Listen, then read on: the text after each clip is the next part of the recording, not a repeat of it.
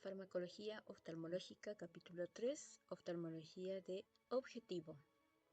El objetivo del capítulo es que el médico general y el oftalmólogo que se inicia puedan usar drogas para el examen del paciente o para el tratamiento y además conozcan los efectos secundarios de las medicaciones usadas en las enfermedades oculares.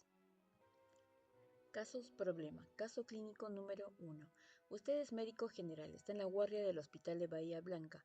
Concurre un paciente con un dolor ocular con el antecedente de haberle entrado algo en el ojo hace 10 minutos. Usted sabe que para examinarlo es necesario colocarle anestesia local. Como está ocupado, le pide a la enfermera que coloque el colirio, pero ella le dice: doctor, no sé poner la gota. ¿Cómo se hace? Por favor, explíquele. Para oftalmólogos. Caso clínico número 2. Un niño de 2 años consulta al médico oftalmólogo por ojo rojo y secreción desde hace 2 días. En la biomicroscopía se observan papilas y secreción profusa. Se efectúa el diagnóstico de conjuntivitis bacteriana. ¿Cuál de las siguientes drogas utilizadas en forma tópica indicaría? A. Tobramicina. B. Ofloxacina. C. Eritromicina. D. Moxifloxacina. Caso clínico número 3. Un paciente con queratopatía epitelial por herpes simple HSV que poseía una dendrita está utilizando desde hace 5 días aciclovir pomada 5 veces por día. Al principio notó mejoría e incluso al tercer día desapareció la dendrita, pero desde el cuarto día de tratamiento se encuentra con sensación de cuerpo extraño, lagrimeo y fotofobia, cada vez de mayor intensidad. En la biomicroscopía se observa una queratitis epitelial difusa tipo puntata. ¿Cuál es la conducta terapéutica más racional?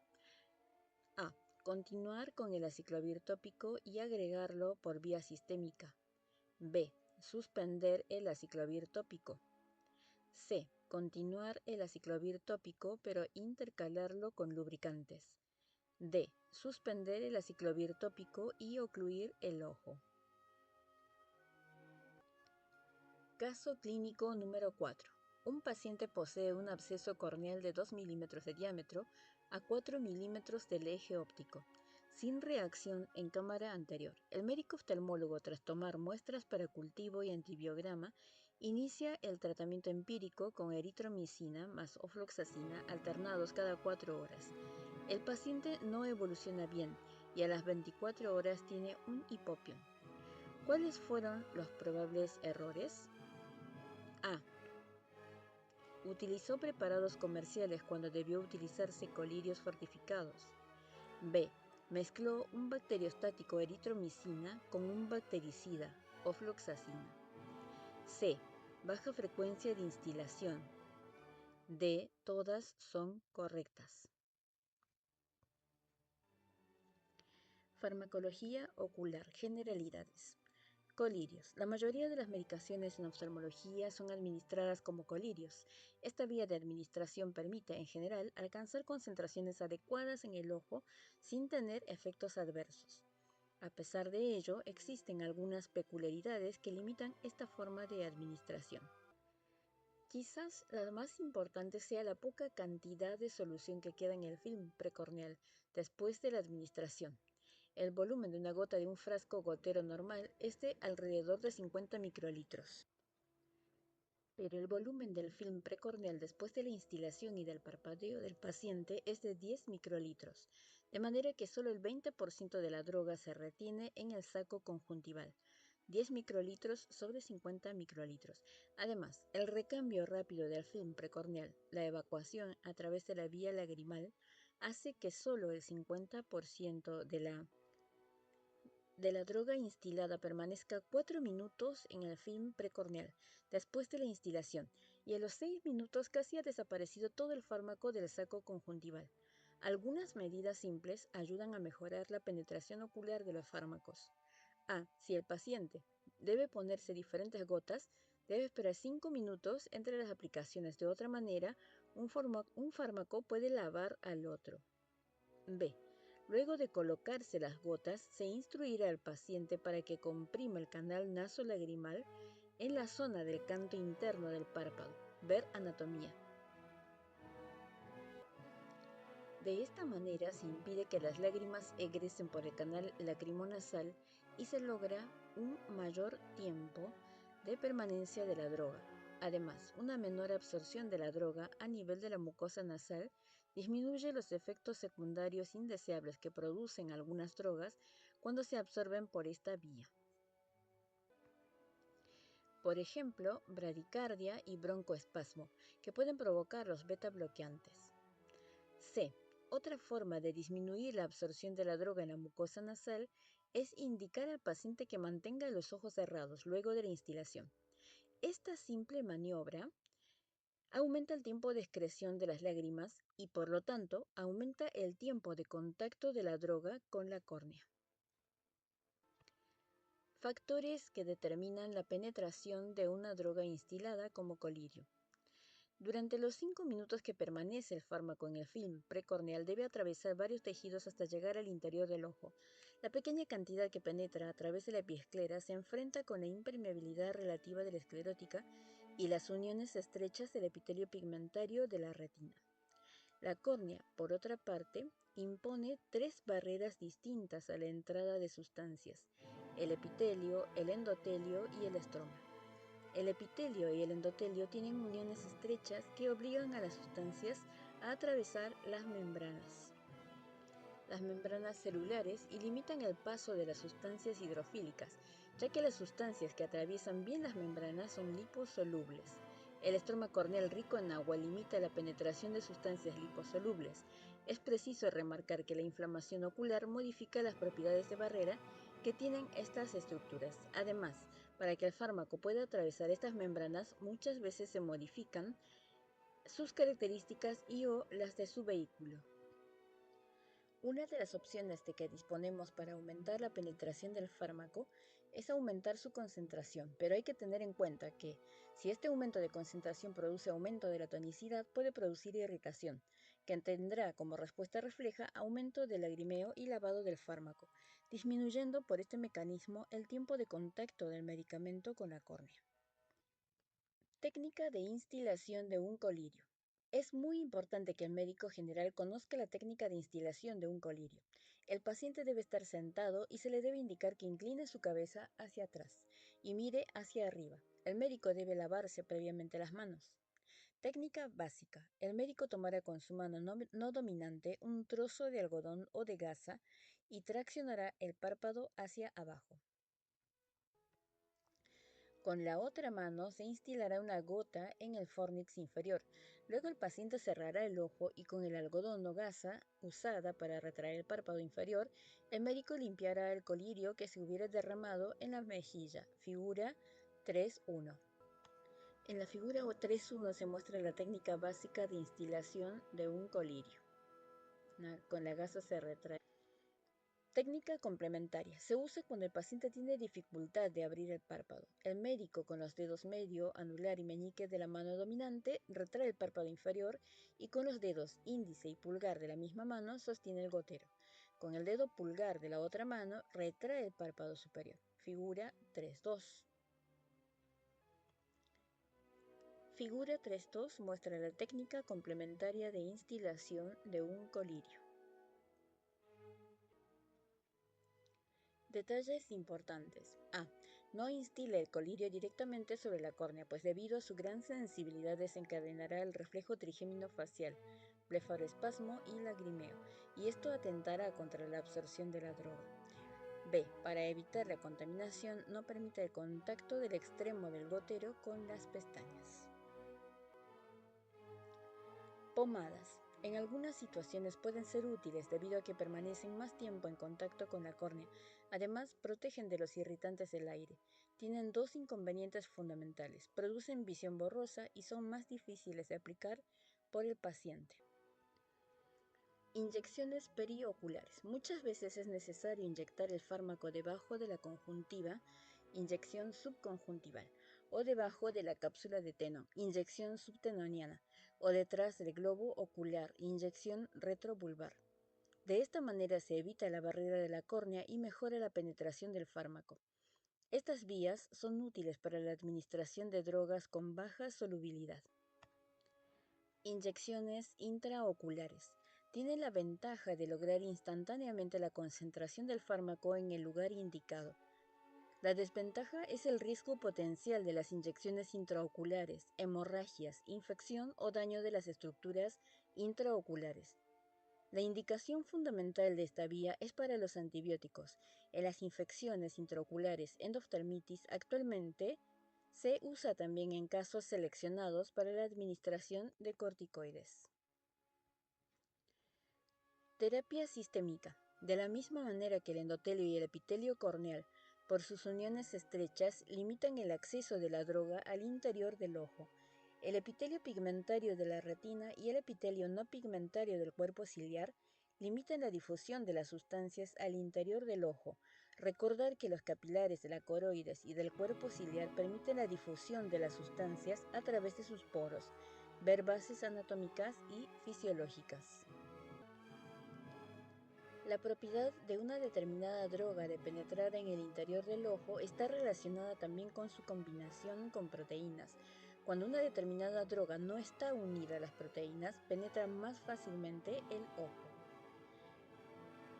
Las drogas de uso más frecuente. Fluoresceína. Es el colorante más usado. Es soluble en agua. Tiene la propiedad de ser fluorescente, es decir, cambia la longitud de onda de la luz azul en amarilla. Cuando iluminamos un tejido teñido con fluoresceína con la luz azul, luz de cobalto. La fluoresceína emite un color amarillo intenso. Tiene múltiples usos en oftalmología. A. Para medir la presión ocular, se instila en el fondo de saco conjuntival. Permite visualizar la imagen del tonómetro desdoblada por los prismas. Para este fin se utiliza al 0,25%. Fórmula de Grant. Ver toma de presión ocular. B. Para teñir una falta de epitelio corneal, erosión corneal, se instila fluoresceína al 1% y luego se ilumina con la luz de cobalto del oftalmoscopio. La zona del parénquima sin epitelio supraadyacente que habrá tomado la fluoresceína, pues no existe la barrera epitelial. Se teñirá con la fluoresceína y esto se hará ostensible iluminando con luz azul. C. Para teñir zonas de conjuntiva con sequedad ocular, erosiones conjuntivales. Este examen es realizado habitualmente por el oftalmólogo con la lámpara de hendidura para evaluar el ojo seco. Ver capítulo de ojo seco. La fluoresceína para estos dos últimos fines habitualmente se presenta en tiras de papel de 1,5 milímetros de ancho con el pigmento incluido en ellas. El médico coloca en el extremo de la tira de papel una gota de solución fisiológica o anestésico y luego la pone en el fondo de saco conjuntival. Nota clínica. La fluoresceína no tiene en general efectos adversos importantes, pero es necesario saber que no debe emplearse cuando el paciente está usando un lente de contacto blando, pues lo teñirá, con el consecuente deterioro del mismo. Anestésicos. Los anestésicos usados en oftalmología en forma local se pueden administrar en forma tópica, en gotas o inyectable. La forma tópica se emplea de forma habitual en muchos procedimientos diagnósticos, por ejemplo, gonioscopía, toma de presión ocular o terapéuticos, extracción de un cuerpo extraño corneal. Hoy es la anestesia de elección para la mayoría de los cirujanos para operar de cataratas. Habitualmente se usa la propacaína o la tetracaína al 0,5%. Luego de colocar una gota sobre la córnea, produce insensibilidad del epitelio corneal en 15 segundos y dura 20 minutos.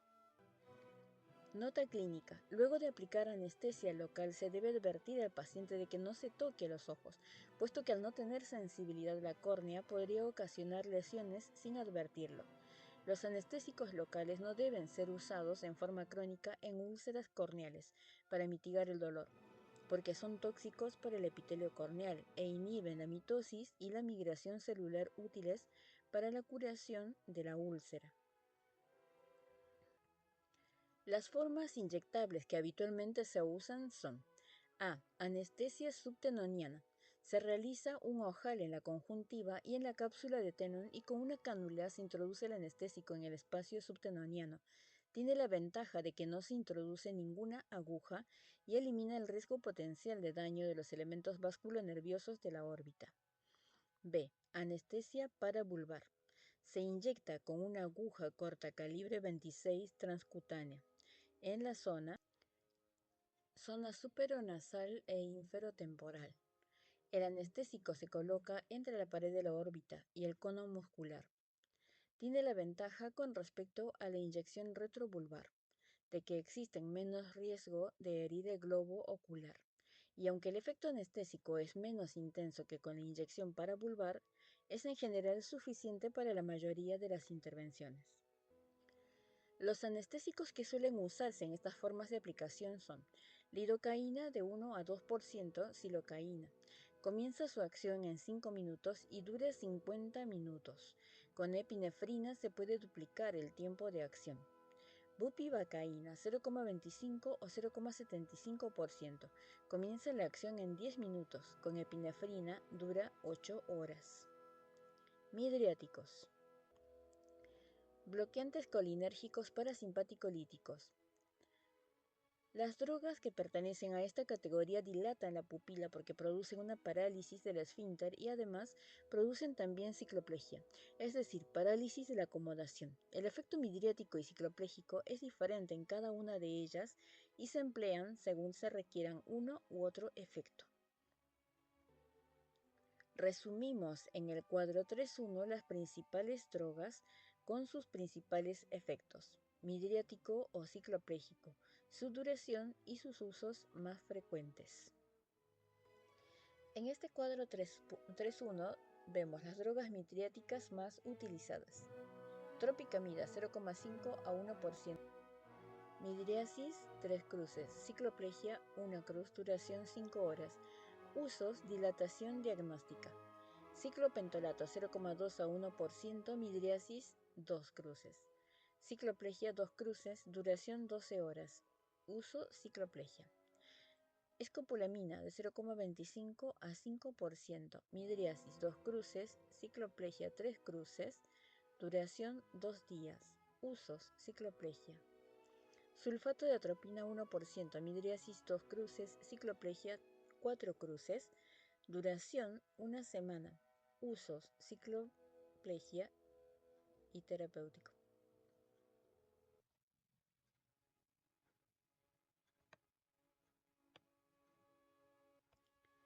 Estimulante adrenérgico simpático mimético. Estas drogas dilatan la pupila porque estimulan al músculo dilatador del iris. La droga más usada es la fenilefrina al 2,5%. Al instilar una gota en el fondo de saco conjuntival, dilata la pupila en 30 minutos. No tiene efecto sobre la acomodación, es un midriático, no un ciclopléjico. La dilución al 2,5% es más aconsejable que al 10%, pues esta última puede provocar más efectos tóxicos, hipertensión y en algunos casos infarto de miocardio. Nota clínica. Normalmente cuando necesitamos lograr midriasis para examinar el fondo de ojo, usamos una droga midriática, no ciclopléjica, de acción corta, tropicamida al 0,5%, combinada con un estimulante adrenérgico, fenilefrina al 2,5%. Cuando debemos evaluar la acomodación, usamos una droga que produzca cicloplegia, pero de acción corta, ciclopentolato o escopolamina. Cuando deseamos una profunda parálisis de la acomodación con midriasis perdurable, usamos el sulfato de atropina. En general, lo usamos cuando queremos poner en reposo el músculo ciliar y con ello disminuir la inflamación en las inflamaciones uveales. Antibióticos. El enfoque ideal para establecer un plan de manejo para el uso de antibióticos es al examen clínico, incluyendo el análisis de laboratorio para determinar el patógeno bacteriano. Para realizar los cultivos correctamente debe discontinuarse el antibiótico, al menos por 3 días. El empleo de antibióticos debe limitarse a un periodo corto y suspenderse una vez resuelto el cuadro. Antibióticos que actúan alterando la síntesis de la pared celular. Penicilinas y cefalosporinas, grupo beta-lactámicos. Actúan inhibiendo una enzima bacteriana que es esencial para la síntesis de la pared bacteriana. Los lipopolisacáridos que poseen muchas bacterias gram negativas no permiten la penetración de estos antibióticos. Por otro lado, ciertas bacterias producen penicilinasa, que inhiben a estos antibióticos. Diferentes penicilinas y cefalosporinas varían en su susceptibilidad para con las beta-lactamasas generadas por diferentes bacterias. Ocasionalmente, las penicilinas y cefalosporinas pueden dar origen a reacciones anafilácticas graves. Nota clínica. Es fundamental interrogar acerca de historia de alergias a estas drogas, ya que la alergia a una droga de este grupo contraindica la administración de otra. Las drogas más usadas de este grupo son dentro de las penicilinas, penicilina C, ampicilina, carbenicilina y meticilina. Ver el cuadro. Dentro de las cefalosporinas, primera generación, cefazolina. Las de primera generación, como la cefalotina y la cefalexina, poseen una buena actividad anti-estafilococo y para con los gram positivos en general. Las de segunda generación, como la cefuroxima y la cefoxitina, poseen un poco más de actividad contra los gram negativos, respecto de las cefalosporinas de primera generación. Las de tercera generación, como la ceftazidima o la ceftriaxona, amplían su efecto contra los gram negativos, en especial contra la pseudomona, pero ven reducida su acción antiestafilocóxica. Antibióticos que inhiben el metabolismo del ácido fólico de la bacteria. Tienen una estructura análoga con el ácido para-aminobenzoico y compiten con él en la síntesis de ácido fólico necesario para el metabolismo bacteriano. Son más efectivos si se los combina con la trimetoprima, que es un potente inhibidor de la dihidrofolato reductasa. Ambas drogas, las sulfas y la trimetoprima, bloquean dos pasos sucesivos claves en la síntesis del ácido tetrahidrofólico. Este es uno de los pocos ejemplos de sinergia que existen en la farmacología, lo que significa que ambas drogas potencian su acción varias veces respecto de su administración por separado. Las drogas más usadas son la sulfacetamida tópica. Es útil frente al Streptococcus pneumoniae, Haemophilus influenza, ver cuadro. Antibióticos que alteran la síntesis de proteínas de la bacteria. Tetraciclinas. Antibiótico de amplio espectro. Se usa para la infección por clamidias en forma sistémica, como se excreta por las glándulas adiposas. Es útil en las infecciones de las glándulas de meibomio.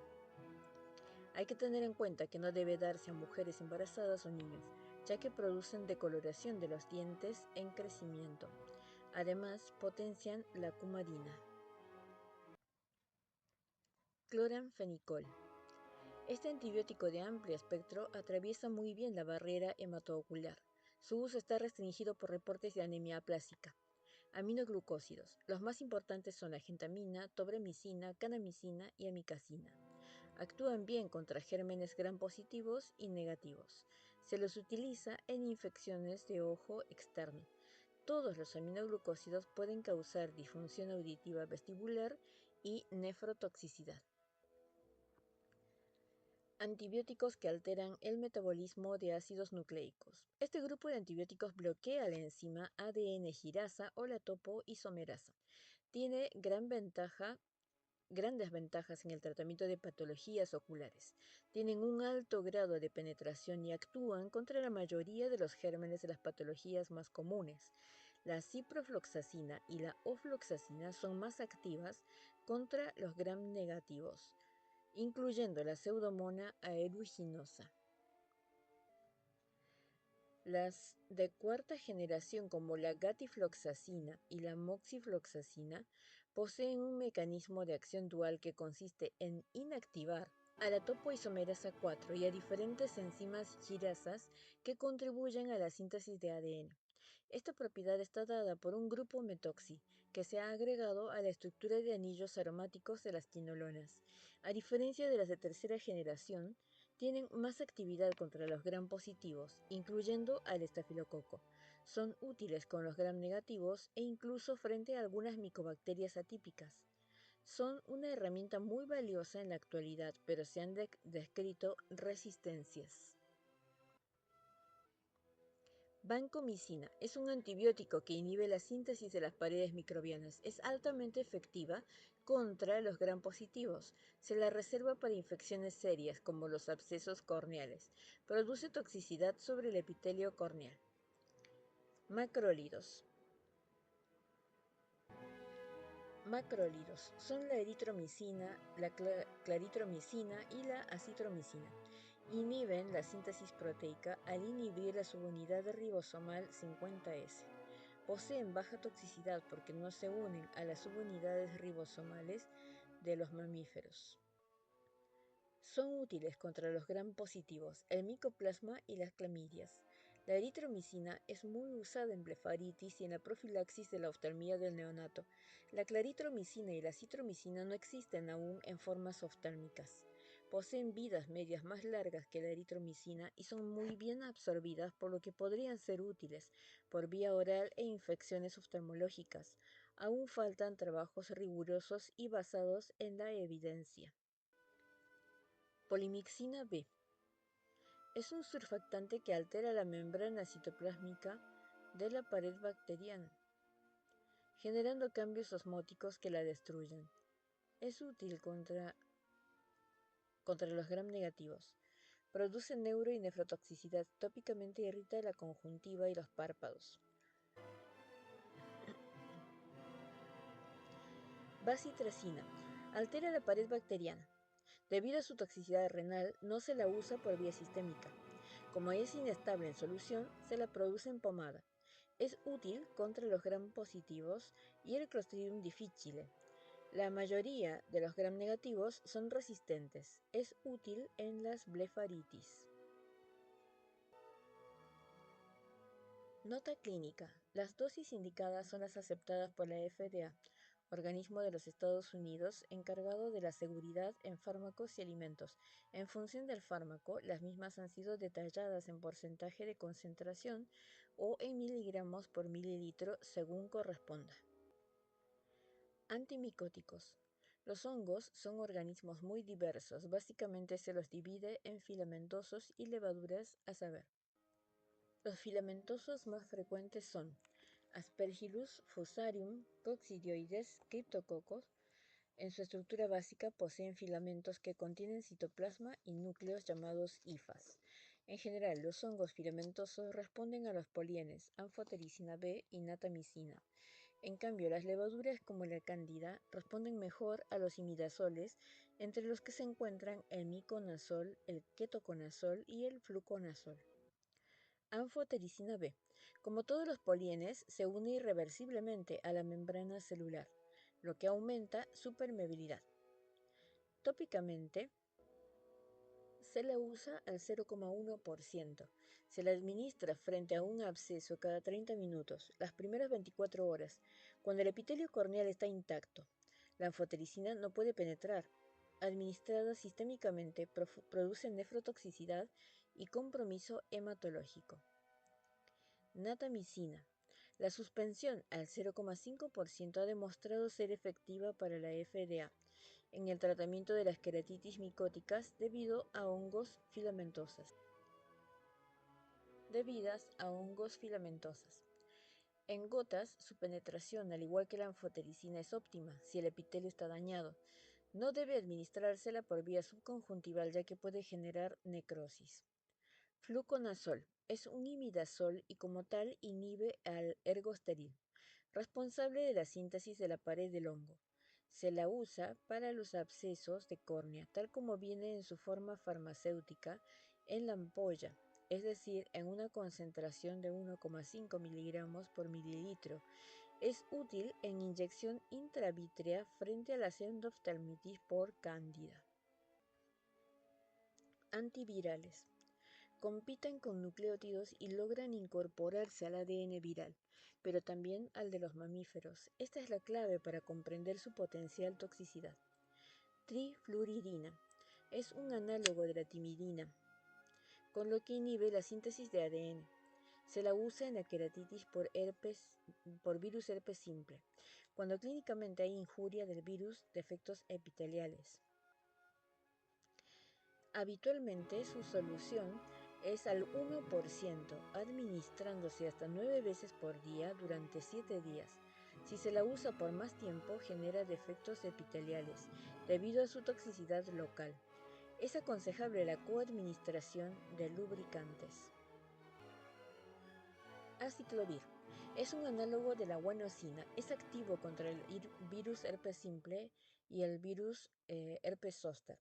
La activación del aciclovir se logra tras una fosforilación efectuada por una timirinquinasa que el virus del herpes posee. Tras esta fosforilación, el antiviral inactiva una ADN polimerasa viral, lo que inhibe la síntesis de ADN. Es útil para las epiteliopatías por virus herpes simple. Los estudios colaborativos demostraron la no efectividad contra las formas estromales, excepto las necróticas.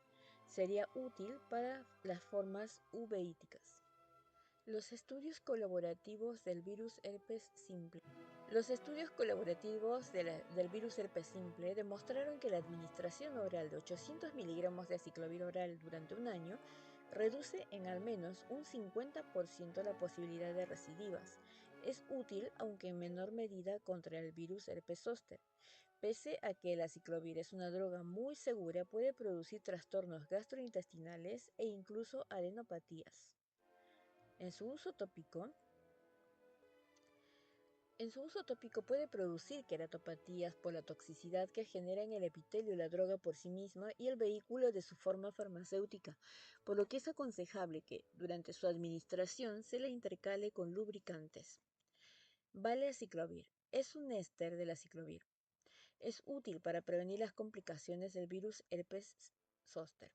Se ha demostrado que todo paciente con zóster debe recibir, para evitar complicaciones, 3 gramos de valaciclovir por día durante 7 días, 2 comprimidos juntos de 500 miligramos cada 8 horas por día. Ganciclovir es un análogo de la guanosina. Existe tópico para el virus herpes simple y también en forma oral, intravenoso, intravítrea o en implantes de liberación sostenida contra el citomegalovirus. Su mecanismo de acción es inhibidor y a la vez sustrato defectuoso para la ADN polimerasa. La droga es girostática, ya que al suspenderse deja de promover la reducción de la cadena de ADN. Pese a su gran volumen de distribución, no se absorbe por vía oral. Penetra el líquido cefalorraquídeo. Los niveles intraoculares se hallan por debajo de la ID50 para la mayoría de las variedades de citomegalovirus. El ganciclovir se elimina por vía renal, correlacionándose su eliminación con el clearance de creatinina. En estudios con animales demostró ser teratogénica y carcinogénica. Puede producir neutro y trombocitopenia. Foscarnet inhibe ADN polimerasas, ARN polimerasas y transcriptasas reversas. Inhibe al citomegalovirus y al herpes virus.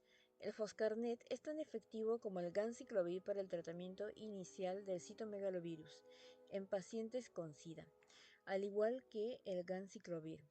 Para prevenir recurrencias de retinitis, requiere dosis de mantenimiento. El Foscarnet también ha demostrado ser útil en pacientes resistentes a la infección herpética simple y zóster, usual en pacientes con SIDA. Debido a su nefrotoxicidad, debe ser monitoreada cuidadosamente la función renal. Corticoides. Protegen estructuras debido a que reducen los efectos deletéreos de la inflamación, en especial la cicatrización y la neovascularización.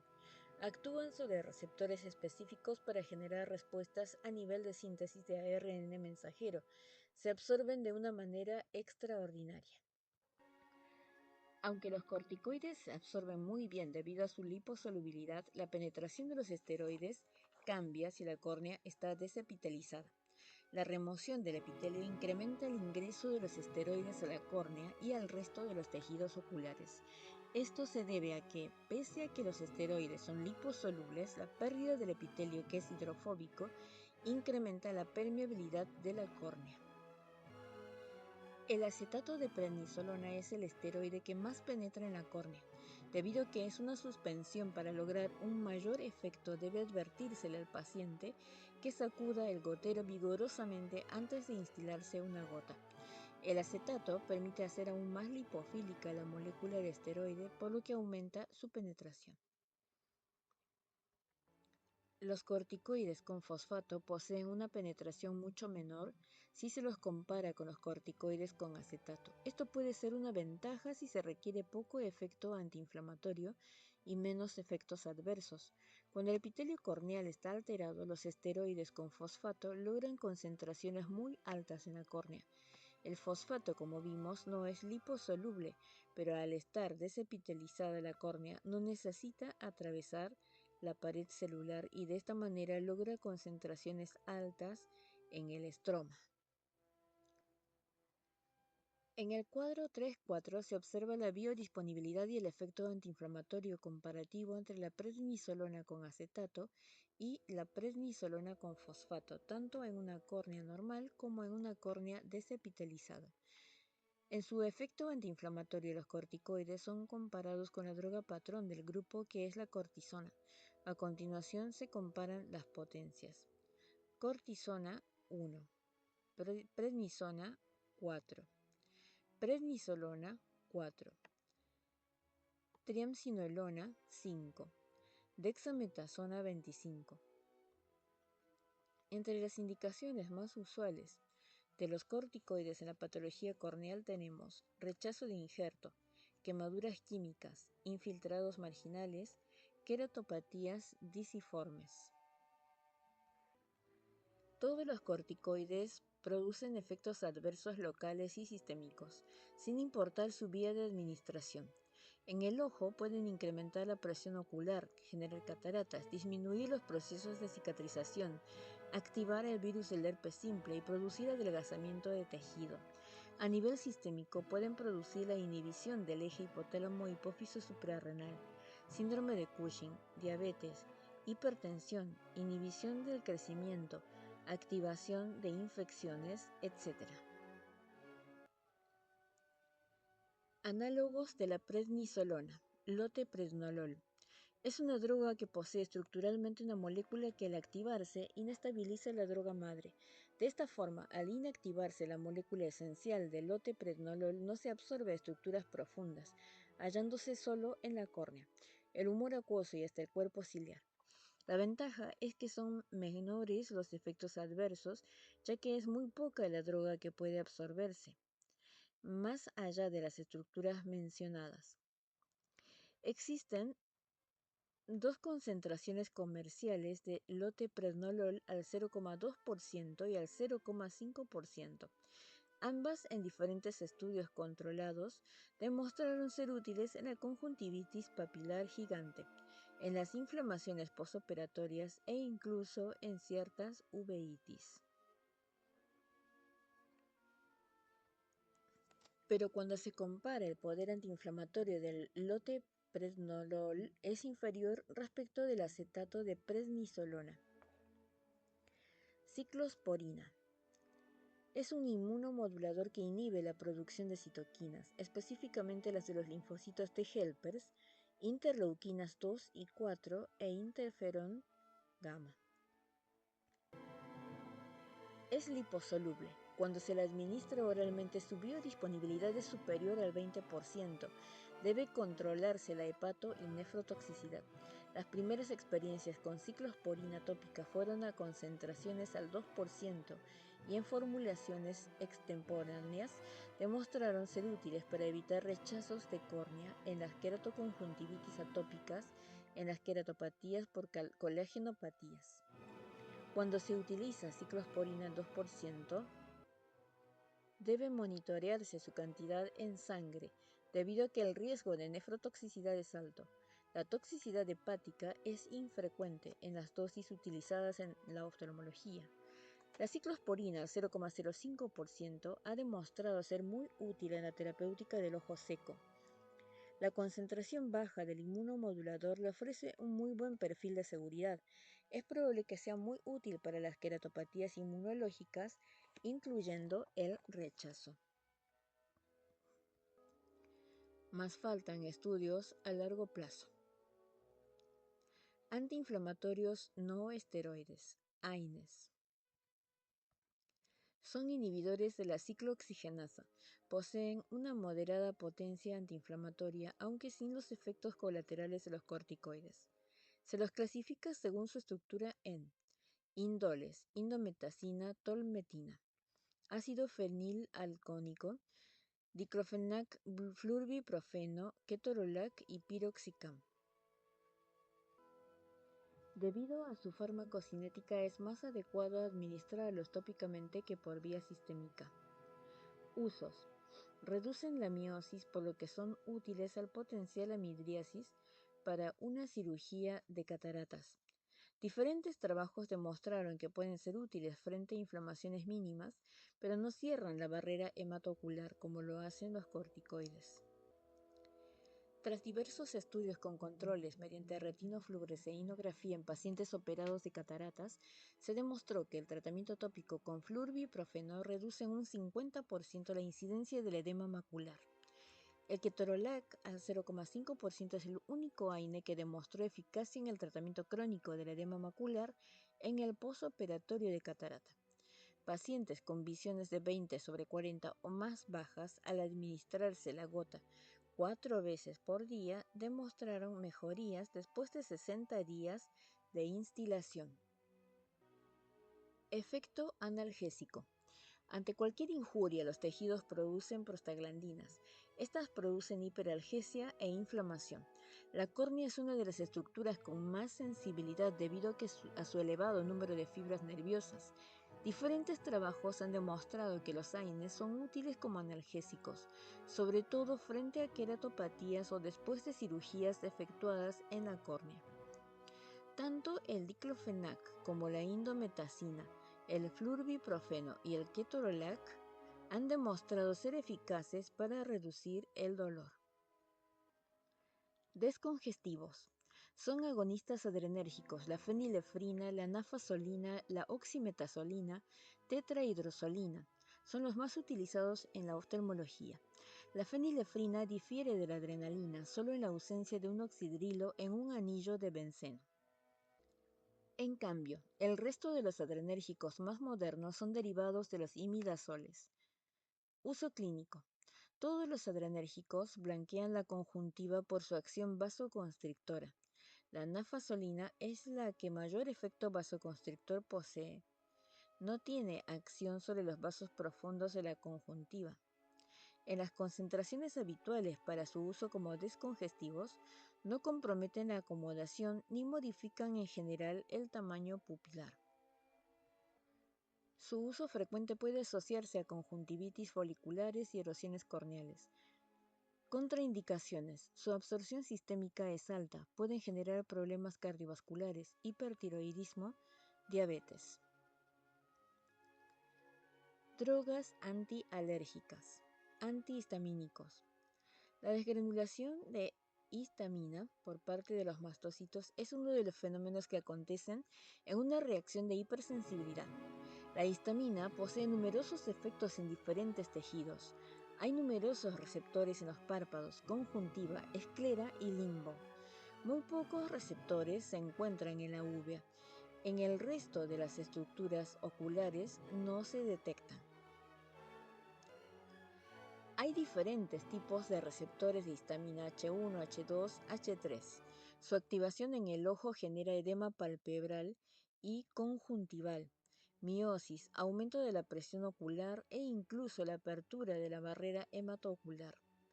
Por vía tópica, los antihistamínicos inhiben la liberación de gránulos de los mastocitos sin pasar al sistema nervioso central, evitando dar somnolencia. Primera generación, fenilamina. Segunda generación, levocabastina, acelastina, olopatadina, ketotifeno. Inhiben la desgranulación de mastocitos y basófilos. El ketotifeno además inhibe la secreción de histamina. Estas medicaciones son útiles frente a alergias oculares. Efectos adversos: ardor, picazón tras su administración. Puede por sus efectos anticolinérgicos dar midriasis y cierre angular. Recordar que sistémicamente causan sedación. Estabilizadores de mastocitos. El cromoglicato de sodio inhibe el influjo de calcio en las membranas celulares, por lo que se inhibe la secreción de mediadores alérgicos por parte de los mastocitos. También inhibirían el reclutamiento de neutrófilos. Son útiles para el control de ciertas enfermedades alérgicas.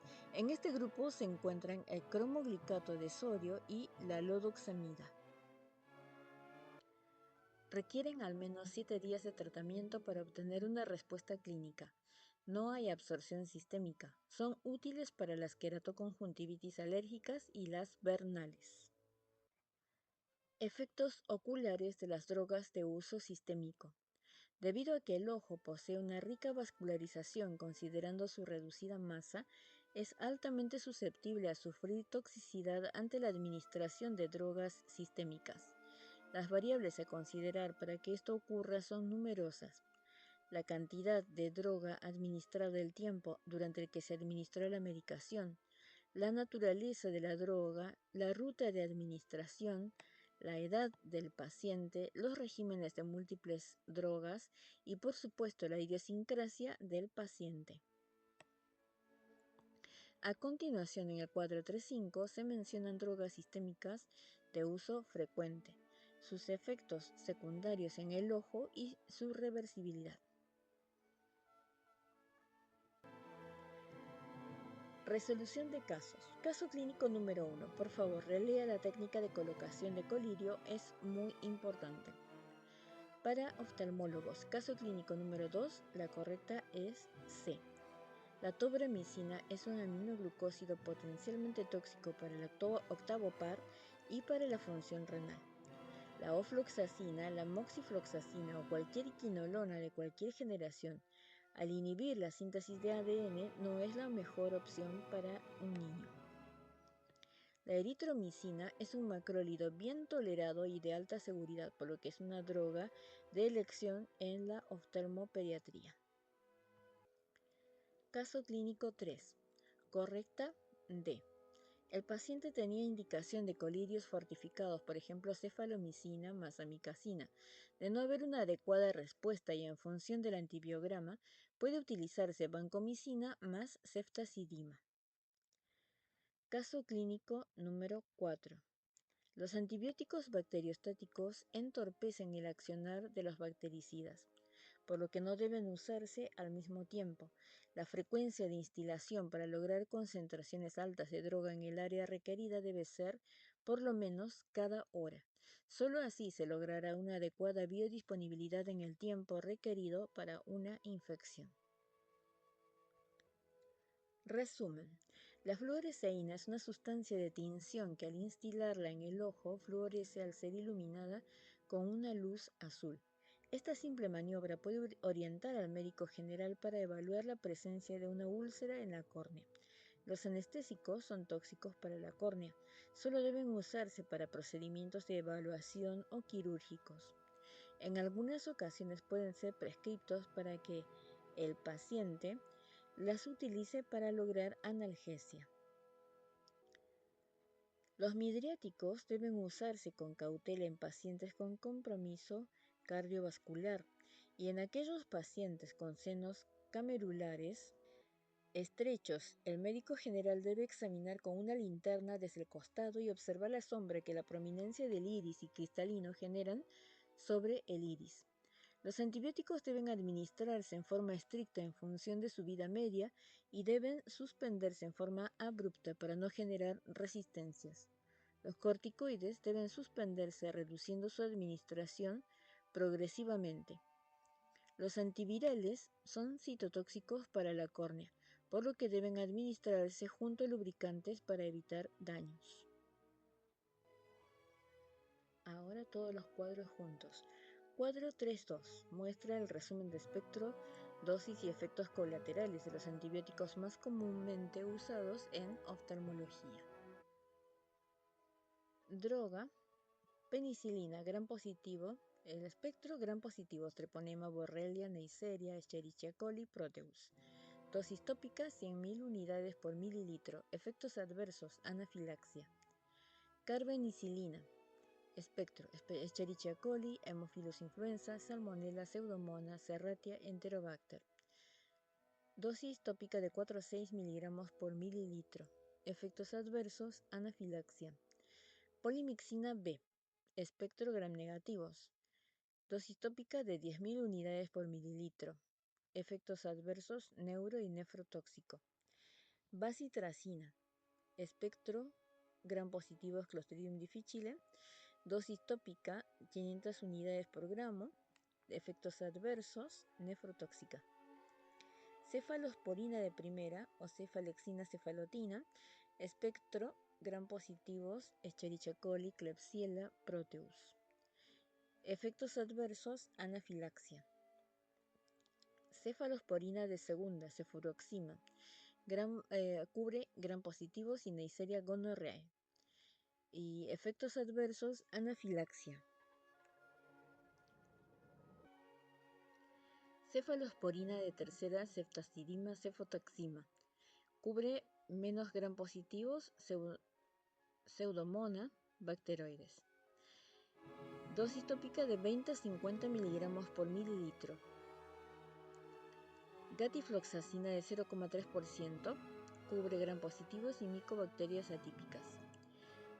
Reacciones adversas: cardiotoxicidad, uso sistémico.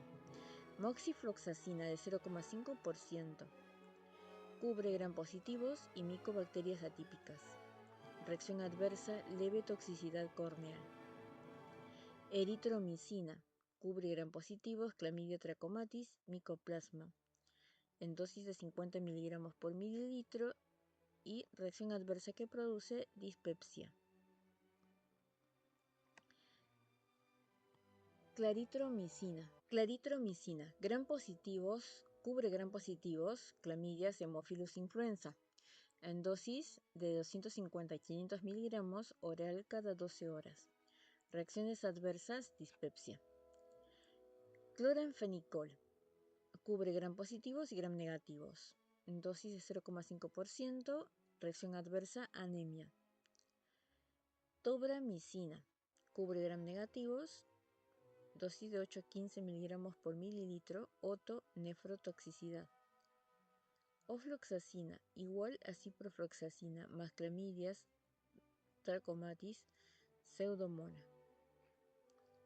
Gatifloxacina, gram positivos y micobacteria atípica, 0,3%, cardiotoxicidad, uso sistémico.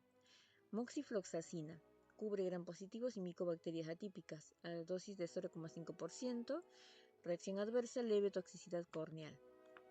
La sulfacetamida, cubre strepto, Haemophilus influenza, Corynebacterium diphtheriae, dosis de 10% y producen como reacción adversa irritación local Stevens-Johnson.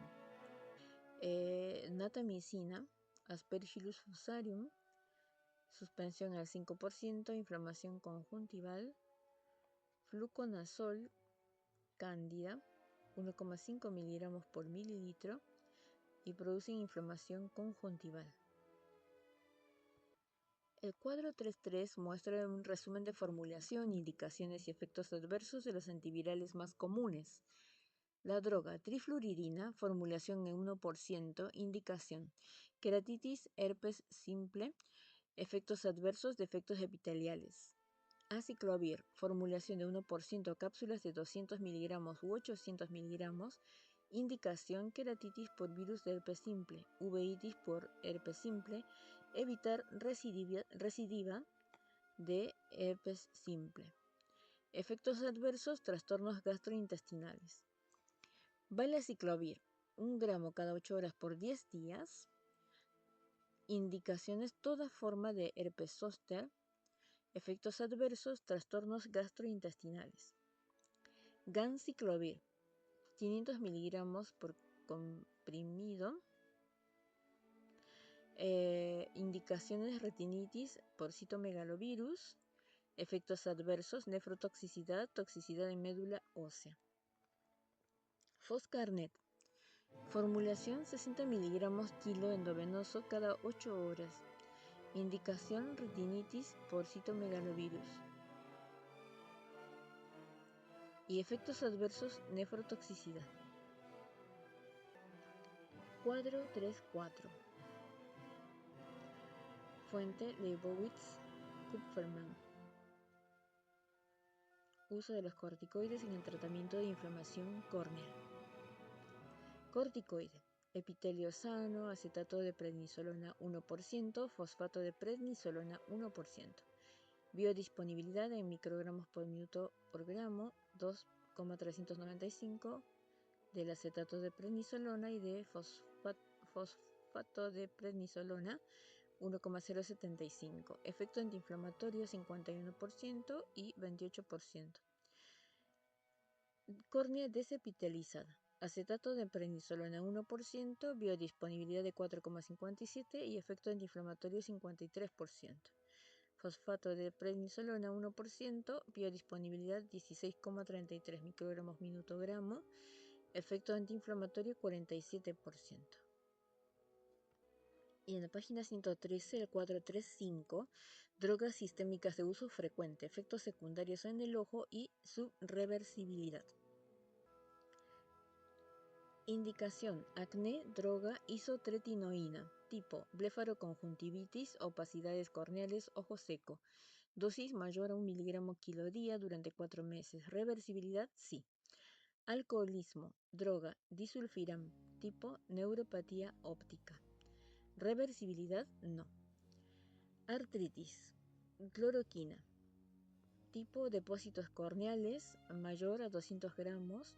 Reversibilidad: sí. Depósitos retinales, mayor a 200 gramos. Reversibilidad: no. Artritis, droga, oro, tipo depósitos corneales. Reversibilidad: sí. Tipo depósitos cristalinianos. Reversibilidad: habitualmente sí. De penicilamina, miastenia.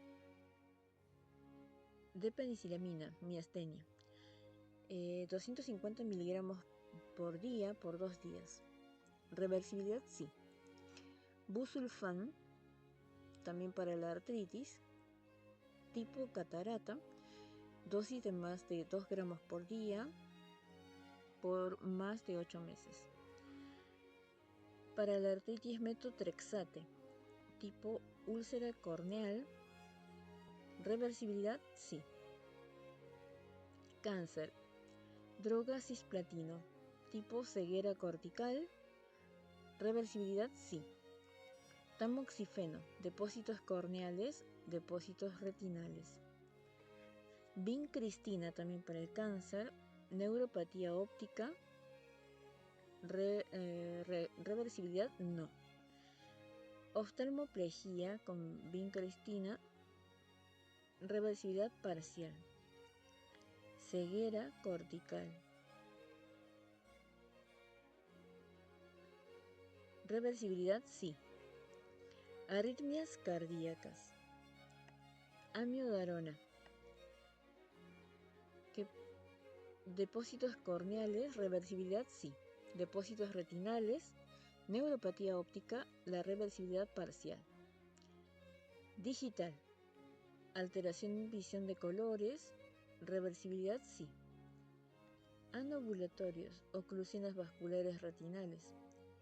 Reversibilidad: sí. Anticonvulsivantes. Diazepam, nistagmus. Reversibilidad: sí.